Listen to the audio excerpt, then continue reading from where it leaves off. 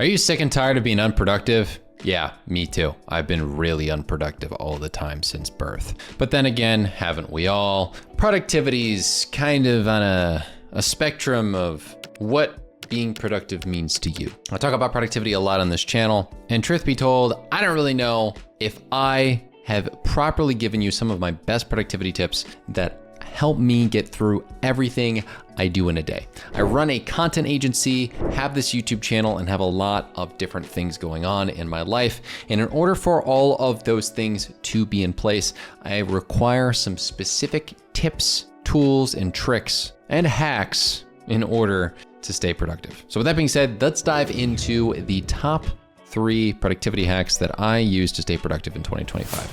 Number 1 is going to be pretty simple, and that is going to be time blocking mixed with daily planning. So as you can see here, this is what a week of my life looked like with a bunch of different tasks that laid out everything that happened in a day. So as you can see here, it kind of varies from days that start at like 7:30 or 8 in the morning until evening. And on all these different days, it's pretty much planned out what I'm going to do. But then at the end of it, you'll see that there are a lot of different adjustments made in these types of calendar days versus something like this, where I have a plan for what's going to go on tomorrow and future days of the week, but it's never quite accurate until I get to that day. So for example, on this Tuesday, what I'm going to do is probably this for a lot of the meetings, but I'm not quite sure yet. So we do have to make some adjustments in order for this to line up well. So what I'll do is I'll usually align my day properly with some tasks like this, sometimes even having different things stack on top of each other because I could respond to emails while I'm eating lunch.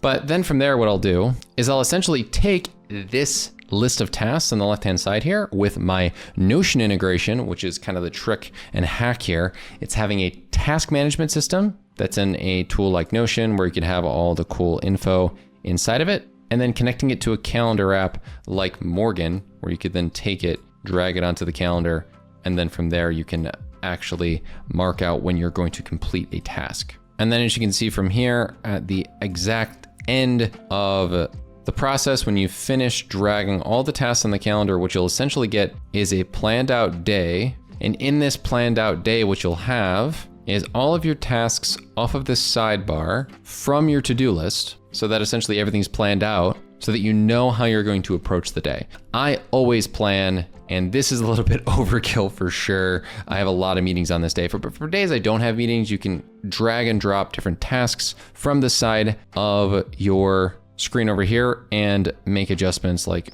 grab this record content task over here, and you can even copy it and break it into multiple different blocks so you can spend multiple hours on a specific task in different segments. So that's my first task, calendar blocking / daily planning. Now, secondarily, as you'll see, I do have a lot of meetings here, and with meetings comes energy and time that I just don't have to focus on writing notes. I'm really not great when it comes to focusing in meetings if I have to take notes. So what I can use is a note-taking tool like Quill Meetings. Quill Meetings is your conversation companion. It's a tool that you can actually download onto your computer, which is a lot different than the different products out there, and has a lot of different great features. Not only does it have a desktop app, it also has a mobile app that you can use very easily and sync between the two. And what's really cool about it in comparison to meeting notes is you can actually just click yes, and it'll start recording what's going on your computer.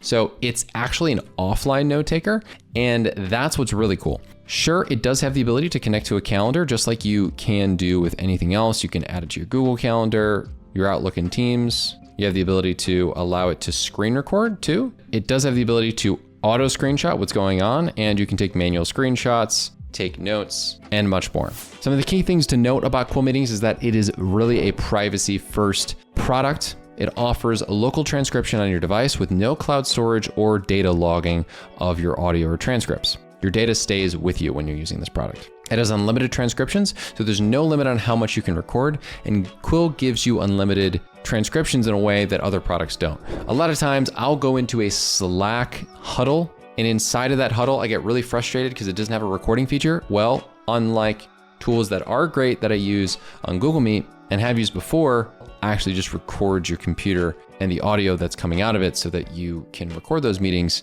and transcribe them unlike what happens with those other tools that just rely on there being a meeting software that has a built-in transcription in there. The tools that it can be supported on are Mac, Windows, and iOS. And if you want to try it out, I would definitely recommend using the link that I have in the description down below. It almost feels like this magical mix between a Loom product and a transcription tool like Tactic.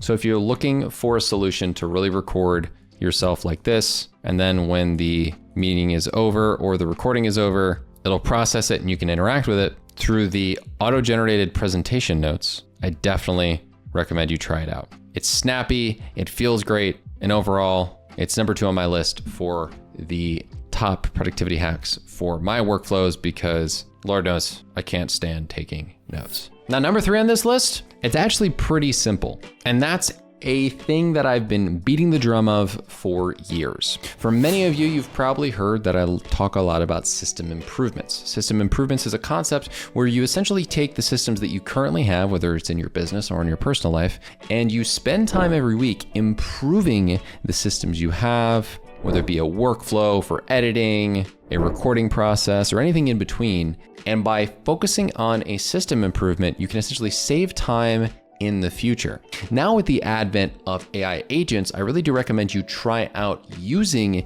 the AI agents in your day-to-day workflows because of the fact that it's going to improve the systems that much more than even your manual work. A system improvement session can save you significant time because just 30 minutes, an hour, or even 90 minutes on a task process that you perform each and every week can save you tens to hundreds of hours a year, mattering on whether you're just impacting yourself or the people you work with / your actual employees, in my case as a business owner.